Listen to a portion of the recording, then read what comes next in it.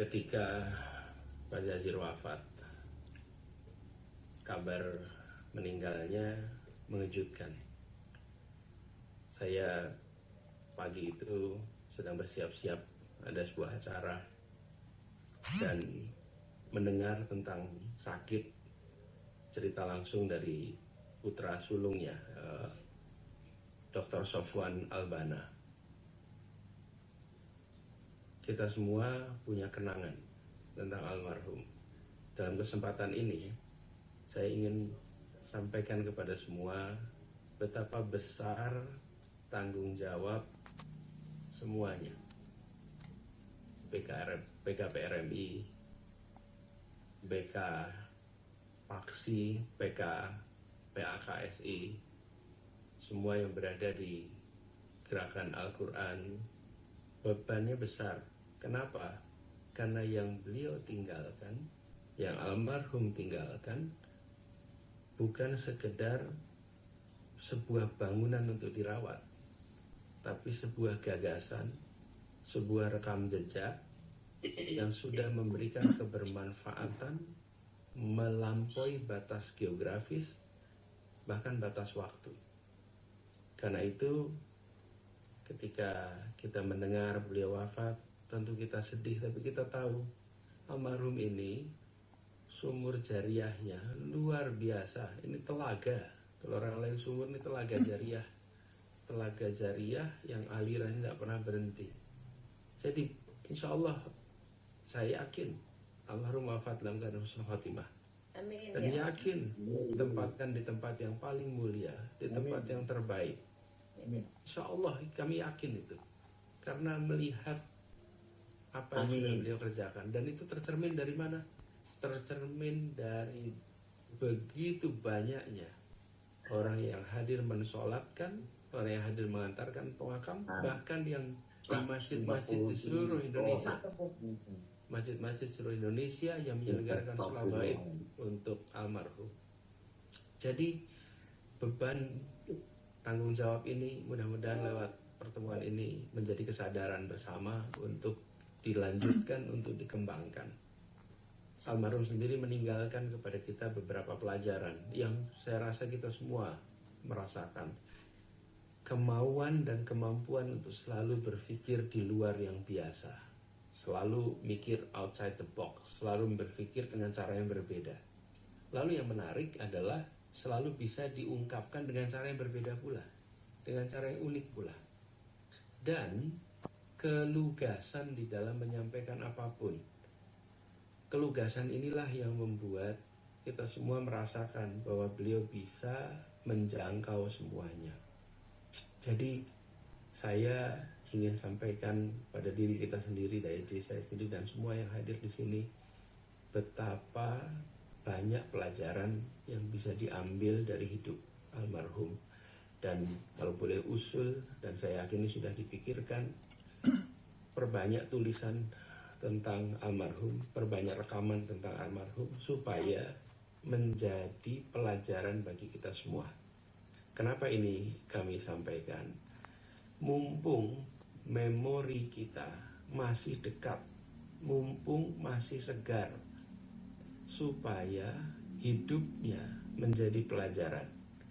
Dan ada begitu banyak hal yang dirasakan oleh begitu banyak orang yang mungkin beda-beda, tentang kiprah, tentang pikiran, tentang keseharian dari seorang pribadi yang rekam jejak perjuangannya itu bisa ditelusur sampai pada saat beliau amat belia di Jogja. Buat catatan sedikit, almarhum Pak Jazir itu dengan kakek kami di Jogja itu sangat dekat. Jadi kalau saya itu hitungan ngobrolnya kalau sama beliau, sering dibilang saya ini bersamanya dengan kakeknya Anies nih, sampai sekarang sama cucunya. Jadi kami pun di Jogja berinteraksi dengan Pak Jazir itu panjang. Walaupun saya baru sadar di ujung bahwa putranya Sofwan itu adalah anak Pak Jazir. Waktu itu Sofwan dengan saya bekerja bersama, tapi saya tidak pernah pada saat awal nggak tahu kalau itu adalah putranya Pak Jazir. Nah, ini pribadi yang rekam jejaknya panjang, jangan sampai hilang, jangan sampai lepas. Masing-masing kita punya kenangan, tak cukup untuk disampaikan lewat forum ini. Mohon untuk jadikan buku, mohon jadikan testimoni, kalau perlu diwawancara, dan akhirnya semua kenangan itu menjadi pelajaran. Bukan semata-mata sebagai memorabilia, tapi sebagai hikmah untuk diambil bagi semuanya. Saya yakin keluarga semua itu adalah keluarga solehah, keluarga soleh, istri, anak-anak, semuanya kami yakin diberikan ketabahan, kekuatan. Karena beliau itu tidak sendirian. Beliau itu bersama-sama dengan keluarga, dan keluarganya pun adalah keluarga pejuang yang sampai sekarang terus menjaganya. Jadi saya ingin sampaikan rasa belasungkawa juga pada keluarga yang mungkin hadir di sini. Mohon maaf belum bisa langsung secara fisik hadir. Insya Allah pada waktunya nanti kita bisa silaturahmi. Dan titip pesan tadi untuk bisa menjadi bahan agar pelajaran hidup almarhum menjadi hikmah bagi kita semua. Dan mudah-mudahan itu semua bisa berwujud ilmu yang akan mengantarkan pahala tanpa henti untuk almarhum Pak Jazir. Terima kasih atas kesempatannya. Salam takdim untuk semua yang hadir. Assalamualaikum warahmatullahi wabarakatuh. Waalaikumsalam warahmatullahi wabarakatuh. Terima kasih Bapak Anies Baswedan yang bisa membersamai kita pada kesempatan hari ini di Takziah Nasional dan Doa Bersama sebagai rekam jejak gerakan dakwah pendidikan Al-Quran dan Kemasitan bersama almarhum Kiai Haji Muhammad Jazir ASP. Menteri agamanya pun kena kasus korupsi. Yang dikorupsi dana haji lagi, Masya Allah itu. Ini kan sudah rusaknya negeri ini. Ya, ketika masjid-masjid sudah tidak menjadi tempat pendidikan lagi, ya. Dulu anak-anak itu dididik di masjid waktu kecil itu, apalagi ya di beberapa daerah kayak Minangkabau itu kalau sudah balik harus tidur di masjid. Masa kecil anak-anak itu di masjid ngaji maghrib isya gitu ya. Jadi masjid menjadi tempat pendidikan utama. Kiai Dahlan juga mendidik kader-kadernya di masjid. Lah sekarang ini Masya Allah, masjid itu kadang-kadang cuman sekedar ruang tunggu kematian. Karena yang mengisi orang-orang yang sudah pensiun nunggu aja. Ya. Nah, padahal seharusnya masjid itu tumbuh sebagai pusat membangun masa depan umat. Ya, jadi saya lihat semangat Masjid Teduh ini, Masya Allah. Ya, saya yakin ini baru 4 tahun aja kiprahnya sudah seperti ini. Ya. Mudah-mudahan dari waktu ke waktu masjid ini berkembang dan nanti ada masjid teduh yang lain yang membuat teduh bangsa ini. Ya. Kemarin saya baca berita Ustadz Abu Bakar Basir menemui Pak Jokowi. Katanya ngasih nasihat, sudah Pak Jokowi sekarang ini berjuang untuk Islam aja, ngurusin masjid gitu ya. Karena kalau ngurusin negara, negaranya malah rusak. Apa yang terjadi, ya semua orang satu persatu kemudian mulai membuka, ya, apa kesalahan apa yang dilakukan. Hari-hari kita menyaksikan, ya, bagaimana pemimpin-pemimpin yang tidak amanah itu merasakan justru di saat harusnya hidup tenang, malah hidup penuh hujatan. Karena memang Rasulullah sudah mengingatkan, isnani yu'ajilullahu fid dunya, al-baghyu wa uququl walidain. Ada dua dosa yang nanti Allah akan menyegerakan siksaannya sejak di dunia. Apa? Al-baghyu, kesewenang-wenangan, wa uququl walidain, dan durhaka pada ibu bapak. Jadi kalau orang berkuasa sewenang-wenang, nanti sebelum mati sudah mulai merasakan penderitaannya itu. Ya. Dihujat, dicaci maki, di ini, ya, bukan malah di hari tuanya tenang.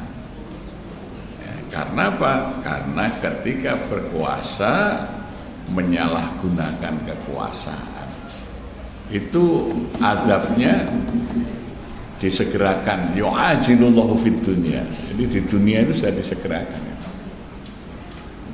Maka harus segera bertobat, nanti dibersihkan oleh Allah, ya, lupakan oleh rakyat dosa-dosanya, wah, dihormati sampai dipasang di gambarnya di truk, piye kabare penak zamanku to. Sama. Bung Karno dulu juga pernah dicaci maki, tapi dia sabar. Akhirnya setelah mati disanjung-sanjung lagi, kampanye gambarnya dibawa kemana-mana. Padahal dulu juga sempat, ya, tahun 66 itu anak-anak SMA saja demonstrasinya mencaci maki, ya. Soekarno anjing peking mahmilukan, Soekarno tukang kawin mahmilukan, gitu. Jadi itu dulu, tapi sekarang disanjung sebagai pahlawan, proklamator. Tapi ada masa penderitaannya yang panjang di Wisma Yaso, di rumah tahanan itu, ya.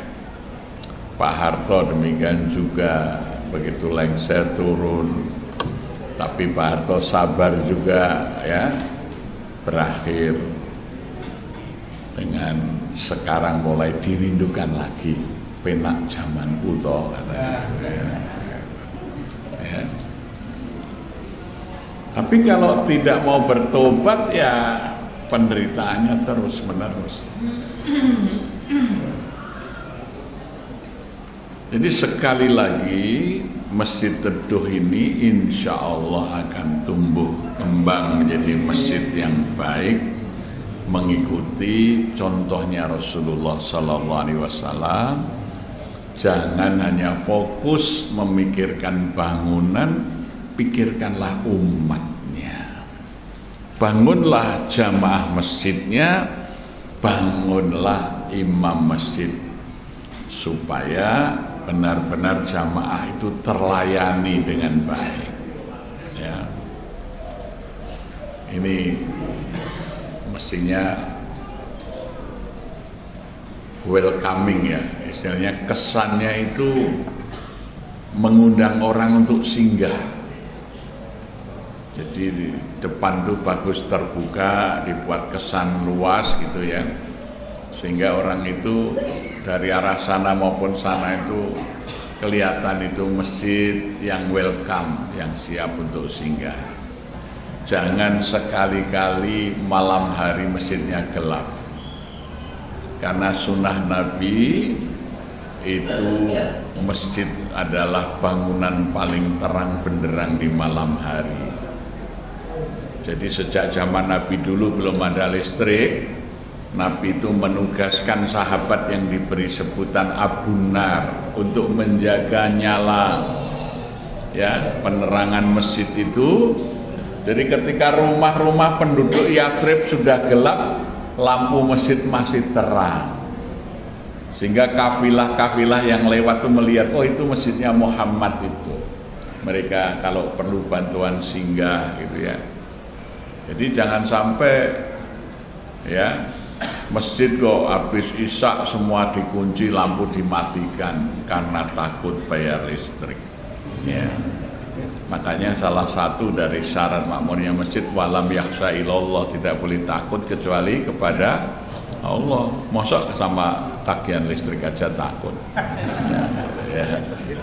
Jadi boleh di rumah kita menghemat boleh, tapi masjid sebagai simbol mercusuar Islam itu harus terang.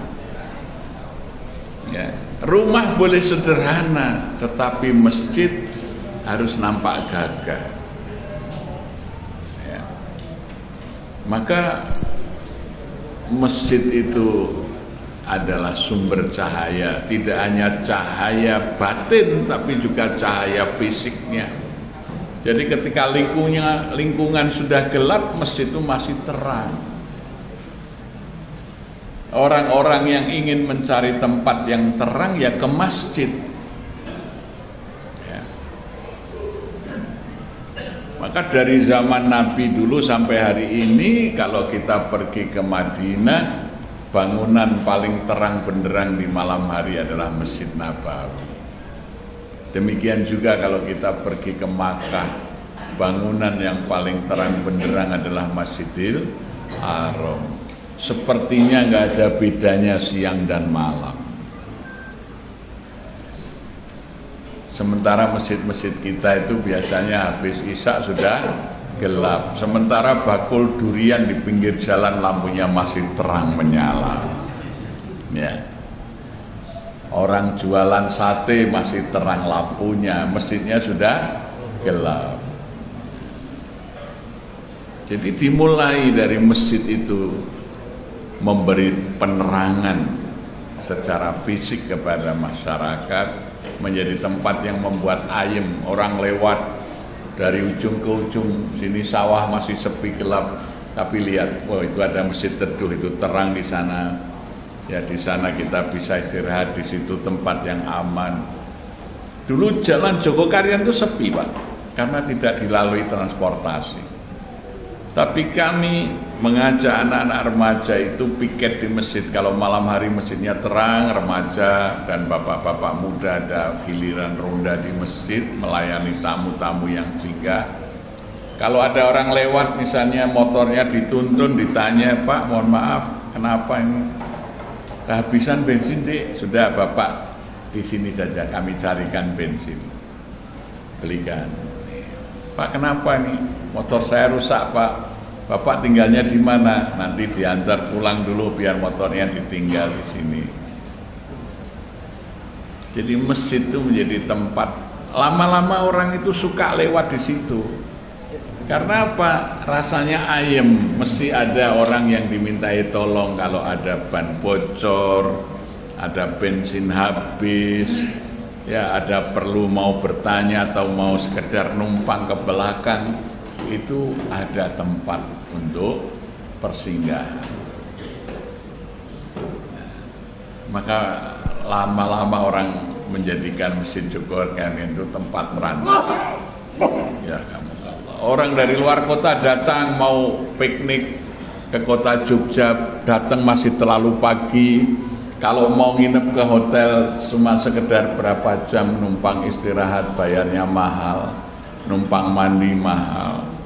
Kalau dia harus sewa hotel, sudahlah numpang istirahat di masjid. Loh kok banyak? Akhirnya kami bantu kamar mandi kami perbanyak, sehingga menjadi tujuan orang numpang mandi. Apa yang terjadi menjadi tujuan transit orang dari luar kota mau numpang mandi, numpang istirahat, ya, otomatis infaknya banyak juga. Karena kalau masjid itu hanya untuk warga lokal itu kalau ke masjid biasanya azan baru berangkat, tergesa-gesa berangkatnya pakai sarung nggak ada sakunya.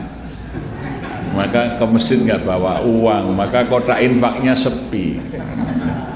Kalau orang mampir itu kan dari mana-mana bawa dompet itu ya. Maka kalau dia merasa nyaman, tergerak untuk infak. Apalagi salah nulisnya, ditulis kotak sodako. Sodako itu kebaikan berupa apa saja itu sodako, senyum sodako, kata-kata baik sodako, nasihat sedekah. Ya, kalau infak itu kebaikan berupa harta. Makanya jangan salah nulis kotak infak. Kalau kotak sedekah ming diesemi. Oh, kan sudah sedekah itu tersenyum aja. Enggak diisi kotaknya itu ya. Jadi akhirnya orang merasa nyaman untuk datang singgah. Jadi ini saya kira strategisnya masjid di pinggir jalan. Ya. Apalagi mungkin orang datang dari berbagai daerah, ya, melihat masjidnya bagus, bersih, ini ya senang ya. Nah, maka pelayanan itu, kami itu sampai semua pengurus dan karyawan masjid itu kami kursuskan untuk ramah. Ramah itu ada sekolahnya, hospitality, sekolah keramah tamahan. Sehingga kalau ada orang singgah itu dilayani dengan baik oleh pengurus, oleh ya jamaah kita, sehingga orang seneng. Ya, jadi jangan sampai tamu-tamu Allah yang kesini ini merasa tidak nyaman. Dan menjadi pelayan tamu-tamu Allah itu akan mendapat kemuliaan dan dimuliakan oleh Allah. Nyatanya Raja Saudi itu gelarnya Khadamul Haramain Wasyarifain, pelayan dua masjid suci dan masjid yang mulia. Pelayan itu. Tapi kekayaan pribadinya 57 triliun. Karena melayani tamunya Allah. Allah memberi rezeki dan kemuliaan. Ya. Maka ketika kita menjadi pengurus masjid, harus siap mental kita itu jadi pelayan. Kita itu melayani. Siapa saja yang datang ke masjid, ayo kita layani dengan baik. Inilah pekerjaan kita sebagai pengurus masjid, melayani tamu-tamu yang berkunjung ke rumah Allah di dunia. Pasti Allah akan memuliakan kita, ya. Jangan pernah khawatir rezekinya, karena mengurus istana negara aja ada gaji dari negara, mengurus hotel ada gaji dari pemilik hotel, mengurus rumah Allah pasti ada gaji dari Allah, itu sudah pasti itu. Karena kita ini karyawannya Allah sebagai pelayan tamu-tamunya. Maka jangan sampai tamu Allah itu kecewa dengan pelayanan kita. Nah, itulah prinsip kita melayani. Ya. Menjadi pengurus masjid bukan menjadi penguasa masjid, tetapi menjadi pelayan tamu Allah, pelayan jamaah masjid, ya, memperhatikan apa yang diperlukan oleh jamaah masjid dan segera kita respon dengan baik. Ya.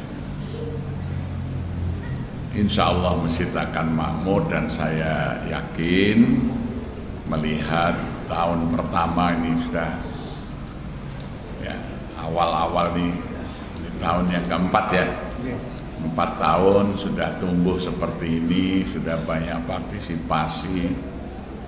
Saya yakin Masjid Teduh ini akan menjadi tempat yang makmur dan memakmurkan lingkungannya. Mudah-mudahan masjid-masjid yang lain juga segera, ya, kita jadikan ladang-ladang amal kita sebagai pelayan tamu-tamu Allah, sehingga kemuliaan, kejayaan umat Islam ini akan diberikan oleh Allah, di mana masyarakat yang memuliakan tamu-tamu Allah akan dimuliakan oleh Allah Subhanahu wa Ta'ala.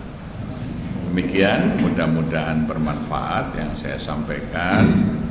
Kalau nanti ada waktu untuk tukar pengalaman, silakan. Assalamualaikum warahmatullahi wabarakatuh.